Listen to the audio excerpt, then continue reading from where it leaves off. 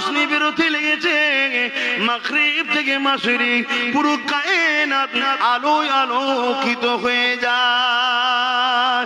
আমি আমার বাচ্চাকে কোলে নিলাম, শার্টখানা ফেটে গেল, কুয়াশা ঢুকতে লাগলো, এত কুয়াশা ঢুকতে লেগেছে আমার ঘরটা অন্ধকার হয়ে গেল।